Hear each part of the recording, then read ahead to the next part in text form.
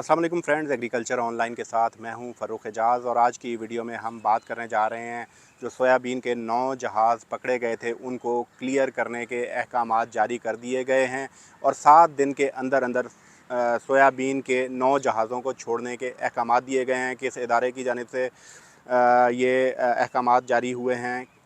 क्या तारिक बशीर चीमा ये मुकदमा जो है वो जहाज़ों का, जो सोयाबीन के जहाज़ों के हवाले से लड़ रहे थे, उनका ये मौक़िफ़ था कि सोयाबीन जो कि जीएमओ सोयाबीन पाकिस्तान आ रही है, ये कैंसर का बायस बन रही है, इसलिए वो जीएमओ सोयाबीन को पाकिस्तान में आने की इजाज़त नहीं दे सकते। तो अब जो पाकिस्तान में जीएमओ सोयाबीन को आने की इजाज़त दे दी गई है, तो क्या तारिक बशीर चीमा अपना मुकदमा हार गए हैं? इस तमाम तर इशू पर आज की वीडियो में हम बात करेंगे। सबसे पहले फ्रेंड्स हम बात कर लेते हैं कि किस इदारे की जानिब से जो ये फ़ैसला दिया गया है जीएमओ सोयाबीन के जो 9 जहाज़ हैं उनको छोड़ने के हवाले से। तो इस हवाले से मैं आपको ये बताता चलूँ कि एक पिटीशन फ़ाइल की गई थी पोल्ट्री एसोसिएशन और इसके साथ ही साथ सोयाबीन इंपोर्टर्स एसोसिएशन की जानिब से फ़ेडरल टैक्स ओम्बड्समैन में, यानी कि वफाकी टैक्स मुहतसिब के पास ये एप्लीकेशन फ़ाइल की गई थी, जिस पर हियरिंग हुई है और समाअत के बाद तमाम स्टेक होल्डर्स को सुनने के बाद वफाकी टैक्स मुहतसिब ने इस पर अपना फ़ैसला दे दिया है और 7 दिन के अंदर अंदर सोयाबीन के 9 जहाज़ों को क्लियर करने के वाज़े अहकामात जो हैं वो जारी कर दिए गए हैं।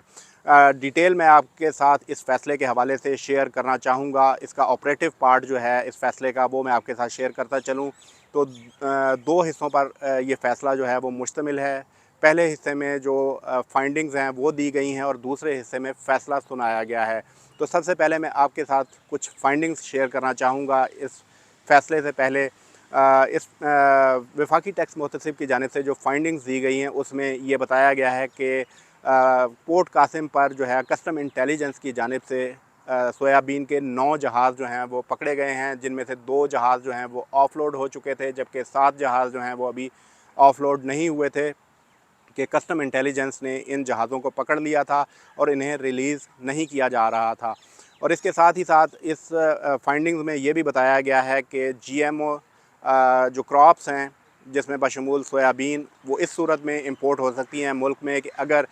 जो वज़ारत माहौलियाती तब्दीली है उसका जो इदारा है ईपीए, उसके नेशनल बायो सेफ्टी रूल्स 2005 के तहत अगर इंपोर्टर्स ने लाइसेंस हासिल कर रखा है तो ही जो जीएमओ क्रॉप्स हैं वो पाकिस्तान में इंपोर्ट हो सकती हैं। और उसी लाइसेंस की बुनियाद पर जो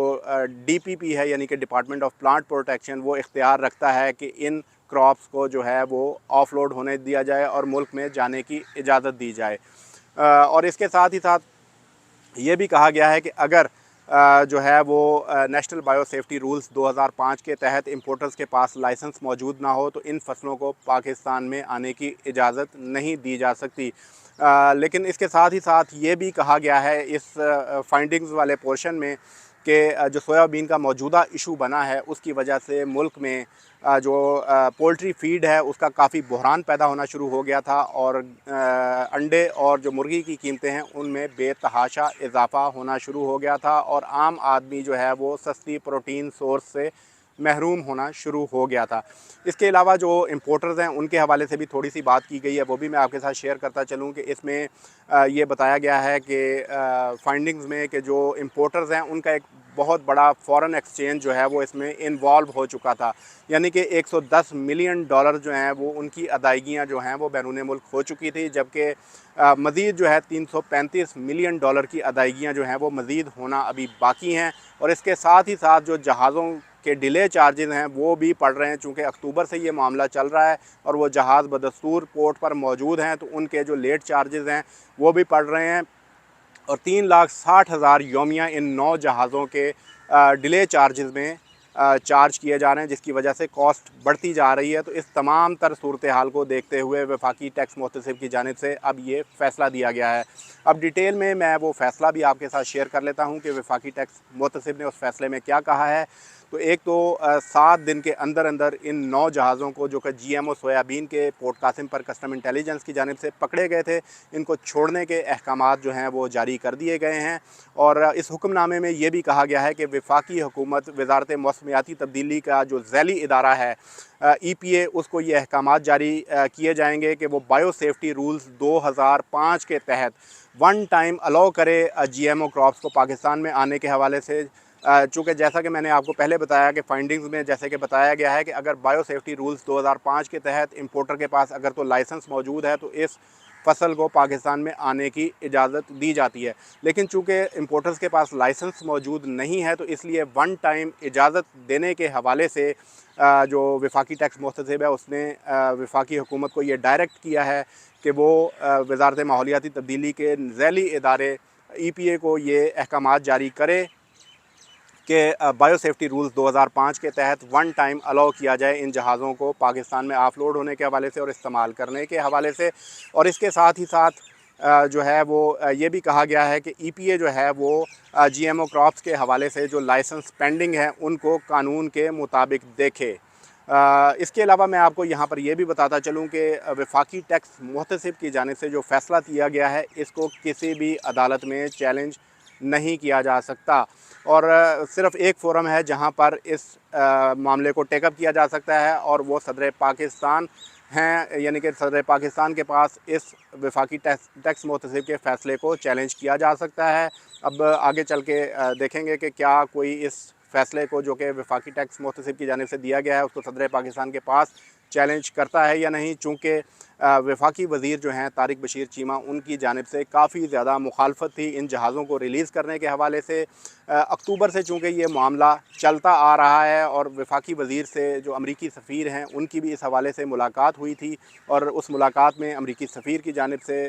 तारिक बशीर चीमा से यही दरख्वास्त की गई थी कि इन जहाज़ों को एक मरतबा क्लियर करने की इजाज़त दे दी जाए और उसके बाद बेशक इन पर पाबंदी आयद कर दी जाए। लेकिन तारिक बशीर चीमा जो है उन्होंने साफ मना कर दिया था कि एक चीज़ जो कि अमेरिका में जिसकी इजाज़त नहीं है उसको पाकिस्तान आने की किस तरह से इजाज़त दी जा सकती है। और कानून में भी जो GMO सोयाबीन है उसको पाकिस्तान आने की इजाज़त नहीं है। तो इस तमाम तर सूरत हाल के बाद कैबिनेट में भी ये मामला टेकअप हुआ, नेशनल असम्बली में भी ये मामला आया और नेशनल असम्बली ने उसके बाद कौमी असम्बली की जो नेशनल फूड सिक्योरिटी कमेटी है उसको भी ये मामला भिजवाया। और कैबिनेट में जब ये मामला आया तो वहाँ पर भी तारिक बशीर चीमा की जानिब से इसकी भरपूर मुखालफत की गई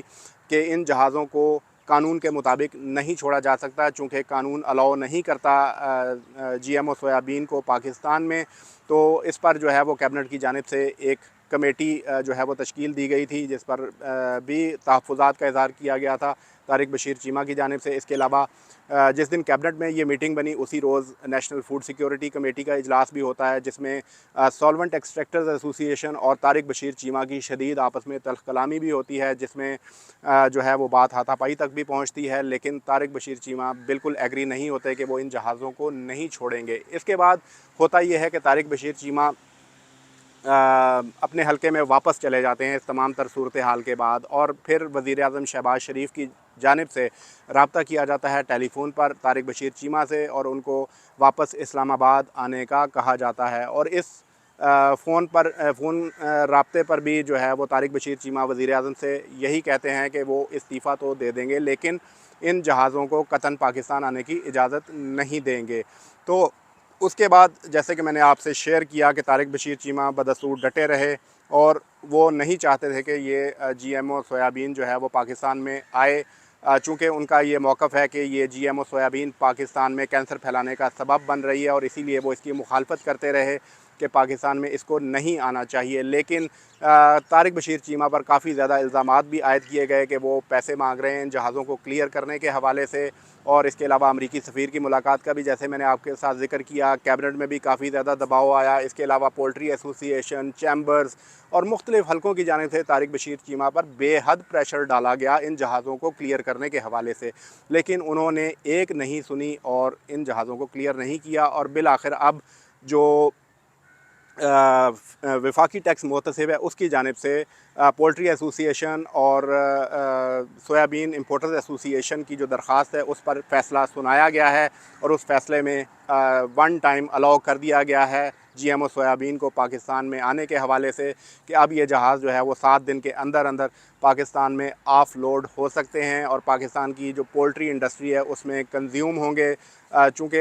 जो सोयाबीन है वो एक मेजर पार्ट है जो पोल्ट्री फीड है उसका और इसी को बुनियाद बनाकर कि पोल्ट्री की जो अशिया हैं वो महंगी हो जाएंगी, पोल्ट्री फीड महंगी हो जाएगी, अंडे और मुर्गी की कीमतों में इजाफ़ा हो जाएगा। इन्हीं तमाम चीज़ों को बुनियाद बनाते हुए वफाकी टैक्स मुहतसिब ने ये फ़ैसला दिया है कि जो 9 जहाज़ हैं सोयाबीन के वो अब पाकिस्तान में ऑफ़लोड हो सकेंगे। बाकी जहाँ तक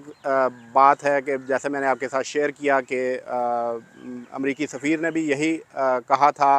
तारिक बशीर चीमा से कि एक मरतबा इन जहाज़ों को क्लियर कर दें, उसके बाद बेशक बैन कर दें। और वही डिसीजन अब जो है वो वफाकी टैक्स मुहतसिब की जानिब से आया है। मैं इस पर कोई कमेंट नहीं करना चाहूँगा, ये सिर्फ़ आपकी इन्फॉर्मेशन के लिए है। बाकी जो भी आप राय कायम करना चाहें इन तमाम मालूमात की बुनियाद पर आप वो राय कायम करने में आज़ाद हैं। मज़ीद भी आपके कोई क्वेश्चन हों सोयाबीन की जो इम्पोर्ट है उसके हवाले से और इन जहाज़ों से मुतल्लिक, तो आप कमेंट सेक्शन में पूछ सकते हैं। मैं कोशिश करूँगा कि आपको उन तमाम सवालों के जवाब दिए जा सकें। नेक्स्ट वीडियो तक के लिए इजाज़त दीजिए। अल्लाह हाफ़िज़।